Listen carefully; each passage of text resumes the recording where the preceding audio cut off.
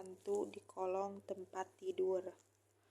Kret-kret, sepasang tangan kotor belepotan, tanah merah terjulur semakin ingin meraihku. Wajahnya pucat dengan bilur-bilur luka.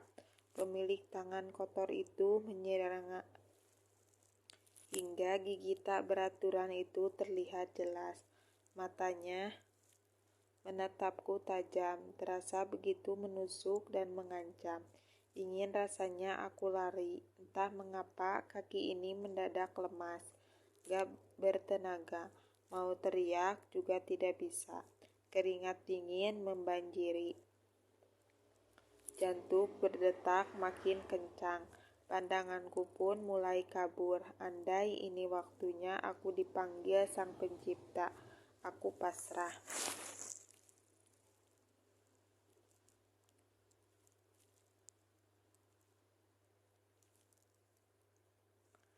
Tangan kotor itu berhasil menarik kaki kiriku, hingga tubuh mungil ini terjerambab mencium lantai.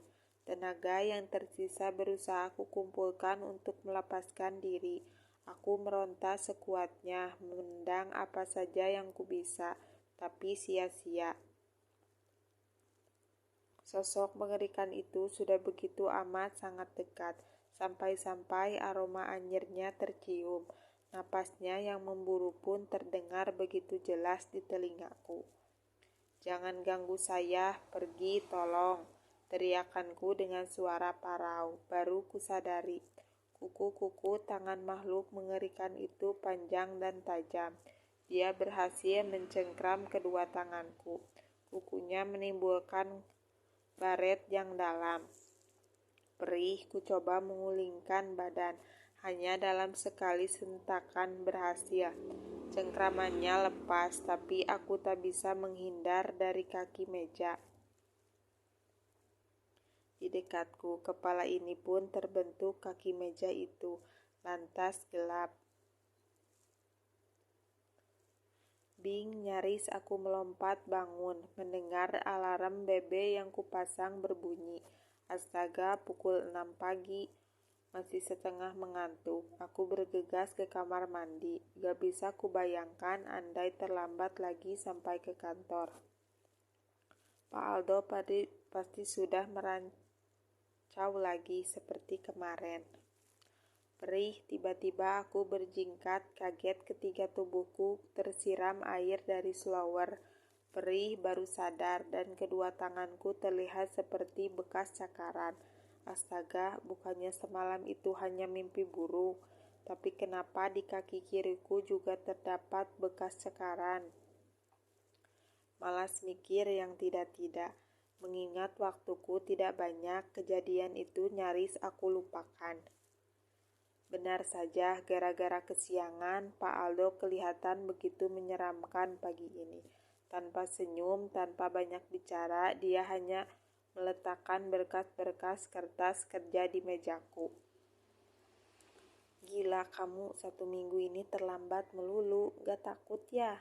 Melihat Pak Aldo marah, tegur Ricardo ketika mulai di depan meja kerjaku. Aku menggelengkan kepala, bingung tidak tahu harus bilang apa. Minggu yang melelahkan memang. Gara-gara pindah ke rumah baru yang mestinya aku syukuri. Karena itu hasil dari keringat kerjaku sendiri. Aku malah sering terlambat kerja. Mimpi buruk, trauma dengan suara-suara aneh yang sering terdengar tiap malam, membuatku selalu terbangun dalam keadaan letih. Amat sangat bahkan. Gak jarang alarm BB dan jam waker pun gak kedengeran. "Kamu sakit ya abis jatuh dari motor? Kok baret gitu tangannya? Udah diobatin belum?" Cowok bermata elang itu kelihatan tersentak, kaget ketika melihat bilur luka di kedua tanganku. Malu baru ku sadar baretnya kelihatan jelas. "Gak apa-apa dok, baret dikit biasa," jawabku. "Gimana biasa, kamu suka aneh belakangan ini. Gampang ngantuk di kantor, suka enggak fokus. Setiap orang yang habis bergadang semalaman," tuturnya. "Bisalah dok, aku sudah nonton TV sampai malam. Sulit tidur, insomnia, aku coba ngeles. Obrolan kami pun terputus karena Richaldo dipanggil kepala bagian keuangan. Lebih baik begitu daripada aku dicecar pertanyaannya lagi. Jujur aku akui perhatian cowok itu luar biasa. Dia paling tahu kapan aku butuhin. Buktinya minggu belakangan ini gak ada teman kantor yang menanyakan perubahanku. Selain Richardo Detaya malah. Terlalu belum selesai satu berkas, sudah dihujani berkas lain. Jelas saja hari ini aku pulang larut malam. Aku gak kelamaan bengong, menyadari kesepianku tinggal di rumah sendiri. Gak ada yang membersihkan rumah dan mencuci pakaianku. Gak menginap karena sudah punya suami dan anak. Secangkir susu coklat hanya sudah berpindah ke dalam perut. Tinggal tidur lelap. Kumatikan lampu utama kamar, lantas beringsut naik ke atas kasur. Tapi tiba-tiba indera penciumanku mencium sesuatu yang tak sedap. Busuk, benar-benar bau busuk yang sangat menyengat. Sampai-sampai perutku seperti diaduk-aduk mual. Kret, kret, kret, duk, duk. Suara itu lagi sayup-sayup terdengar. Makin lama makin jelas dan terasa begitu dekat, bersamaan dengan bau anyir memabukkan. Nyaris aku tidak bisa bernapas, udara di sekeliling ini seperti mencekikku. Belum sempat menyadari dari mana sumber suara dan bau menyengat itu, tiba-tiba kakiku seperti ditarik seseorang. Saking kuatnya tubuhku terjembab, mencium lantai yang terbuat dari ubin kayu. Ampun, pasti benjol, kurasakan kepala ini begitu berat. Sakit, benturannya ke lantai begitu keras. Jangan-jangan berdarah. Akal sehatku sudah tidak bisa buat berpikir lagi. Hanya ada satu, lari. Tapi mau gimana lagi, kuhentakkan kedua kakiku sia-sia. Cengkraman makhluk tak jelas itu semakin kuat dan kuku-kukunya terasa menusuk dan meninggalkan luka. Tolong, jangan gangguin saya, ucapku lemas. Hanya dalam satu hentakan aku berhasil menendang makhluk yang berada di bawah kakiku itu. Lantas berusaha berdiri lari. Tapi apa daya, tangan-tangan kotor itu berhasil meraih kakiku. Sekali tarik, tubuhku terbanting ke lantai. Pandanganku kabur, kepala terasa begitu berat gelap. Sungguh aku tersiksa dengan mimpi burukku belakangan ini. Hampir 2 minggu sejak pindah rumah, aku selalu masuk kantor dengan wajah kusut. Kurang tidur, padahal seingatku semalaman aku beneran tidur. Bayangkan, buruk itu hanya mimpi. Tapi kalau mimpi, kok rasanya seperti nyata? Guratan luka di tangan dan kaki misalnya. Kamu ajak saja saudara atau teman tinggal di rumah, menemanimu beberapa hari. Mungkin mereka bisa ngebantuin kamu mencari penyebabnya. Mimpi atau beneran, kata Richardo pagi itu.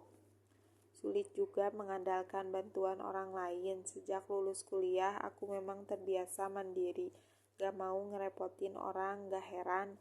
Mama pun tidak melarangku membeli sebidang tanah di Yogyakarta dan membangun menjadi rumah pribadiku, meninggalkan mama bersama kedua adikku di Surabaya. 4 tahun bekerja di perusahaan periklanan yang ada di Jogja, membuatku sedikit demi sedikit bisa menabung.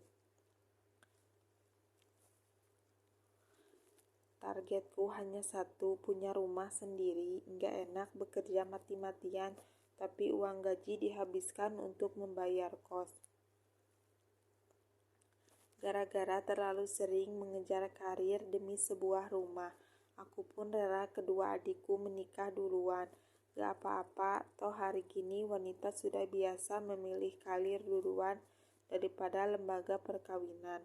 Itulah kenapa Richardo yang pernah mencoba mendekatiku.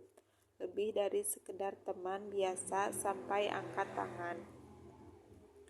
Dia pun terpaksa mengikuti kemauan orang tuanya yang pengen segera menimbang cucu dengan menikahi mantan sahabatnya di kampusnya dulu. Padahal kami sempat 2 tahun pacaran. Ngelamun lagi, banyak masalah ya, tegur Ricardo mengejutkan. Kuhargai banget kelakuan cowok itu tak berubah meski sudah menikah. Kami tetap baik layaknya 2 sahabat karib, saling mengingatkan dan menguatkan. Bingung dok, suka mimpi buruk, tapi kalau dibilang mimpi kok rasanya nyata, jawabku. Aura rumah kamu kali nggak cocok sama kamu, tanya Ricardo. Astaga, cowok berdagu belah dengan mata kecoklatan itu masih saja percaya tahayul. Gak berubah, waktu pertama aku mengenalnya dulu gara-gara ketemuan di kantin kantor, sedangkan membaca ramalan bintang.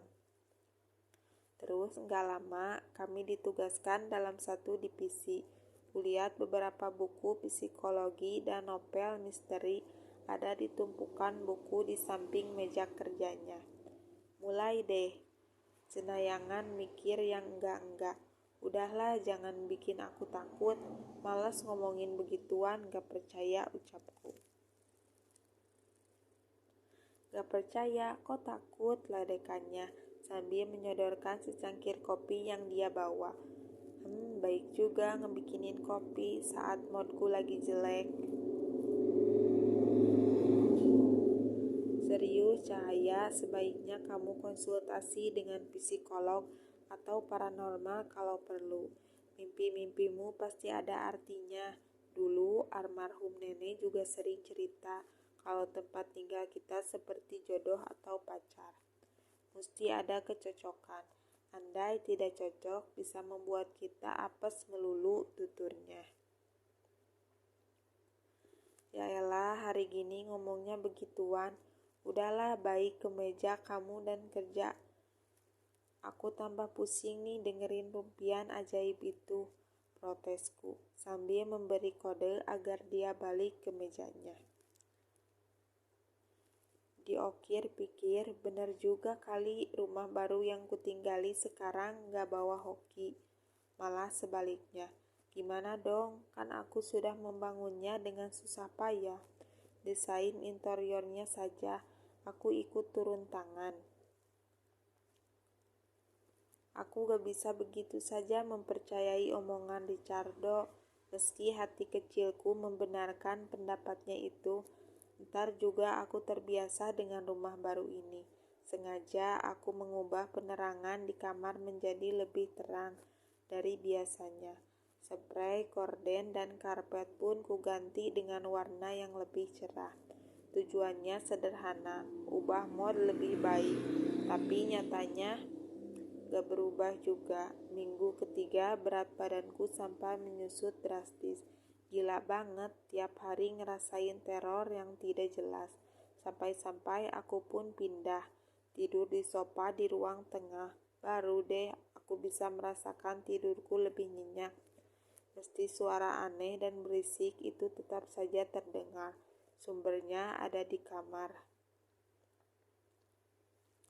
Sibuk kantor bikin aku nyaris lupa dengan masalah di rumah.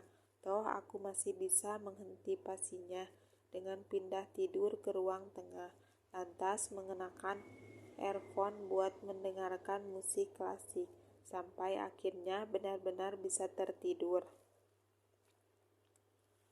Puih, capek banget. Keliling komplek dengan bersepeda minggu pagi ini, olahraga ringan menyehatkan. Salah satu alasan aku memilih membeli tanah di komplek ini ya karena lingkungan sekitar masih asri, banyak lahan kosong, jalanan pun sepi, cocok buat lari pagi atau bersepeda kalau lagi libur gini. Pagi, Mbak, tinggal di sebelah ya, tegur seorang bapak tua. Kutebak usianya tidak beda jauh dengan mama. Kelihatannya dia tengah menemani calon penghuni baru rumah yang dibangun beda satu petak tanah denganku. Ya Pak, mau pindah ke sini Pak, tanyaku, sambil menunjuk sepasang suami istri yang berdiri tidak jauh darinya. Kelihatannya mereka tengah membicarakan tanah yang mau mereka beli itu. Bukan saya sih, tapi adik saya bareng istrinya. Saya hanya mengantar sekaligus melihat kondisi tanah di sini. Soalnya saya mesti memastikan tanah di sini bagus, ucap bapak tua itu. Oh, bagus Pak, sekelilingnya masih asri, kompleknya juga aman, ucapku. Bukan itu maksud saya. Bapak tua itu mengernyitkan dahi. Heran, tatapannya gak lepas dari rumahku. Lantas balik lagi ke tanah kosong yang ada di sebelah rumah. Sebaiknya sebelum kita membangun rumah, pastikan tanahnya bersih. Gak ada roh yang terikat penasaran di sana. Jelasnya lagi. Dek, jantungku berdebar kencang. Bapak ini kupikir bercanda, tapi tatapannya serius. Dia gak senyum sama sekali. Ah, Bapak nakut-nakuti aja. Roh apa, Pak? Hantu gitu? Tanyaku penasaran. Iya, biasanya tanah kosong itu mesti kita cek dulu asal-usulnya. Kadang pernah digunakan sebagai tempat pemakaman, bekas urukan danau atau tempat terjadinya kecelakaan, pembunuhan, dan sebagainya, jawabnya. Wis, tiba-tiba saja bulu kuduku meremang. Aneh saja nih Bapak, tapi tetap saja dia ngerocos. Adik saya sudah mau beli tanah di samping rumah, Mbak, tapi saya minta dibatalkan. Mesti beda beberapa rumah dari sana, karena tempat ini kan dulu pernah dijadikan tempat pemakaman penduduk kampung sebelum akhirnya dibeli kontraktor perumahan di sini. Kuburan yang ada memang sudah dibongkar, dipindahkan ke tempat lain yang layak. Masalahnya masih ada yang tertinggal rupanya. Dia bisa mengganggu penghuni rumah karena kediamannya diusik, tutur bapak tua itu. Dug, andai ada cermin, kupastikan bisa melihat wajahku yang berubah pucat seketika. Ingin aku tak percaya dengan komentar ngelanturnya itu. Kenyataannya, setelah kucek kembali ke beberapa penduduk kampung seberang, baru ku tahu komplek perumahan ini memang awalnya pernah digunakan sebagai kuburan. Sebaiknya kamu bongkar lagi kamar tempat sumber suara itu mengganggu, saran Ricardo. Ketika akhirnya ku ceritakan juga semua mimpi buruk dan komentar bapak tua yang aku temui. Takut, gak boleh, aku mesti menghadapi apapun masalah utamanya. Lagi pula aku juga gak mau melepaskan rumah yang sudah kubangun dengan hasil keringatku selama ini. Tukang bangunan pun kupanggil buat kubongkar kamar. Sebelumnya aku juga minta bantuan dari guru spiritual Ricardo. Ya Tuhan, benar juga ternyata. Tepat di bawah tempat tidurku masih ditemukan beberapa tulang belulang dan rambut. Sepertinya kuburan yang ketinggalan dipindahkan. Entah bekas makan siapa atau kerangka siapa itu. Tetapi aku meminta bantuan orang untuk memindahkan dan menguburkan dengan layak. Percaya atau tidak, sejak rumahku direnovasi kembali dan tulang belulang itu dipindahkan, tidurku tidak pernah diganggu apa-apa lagi.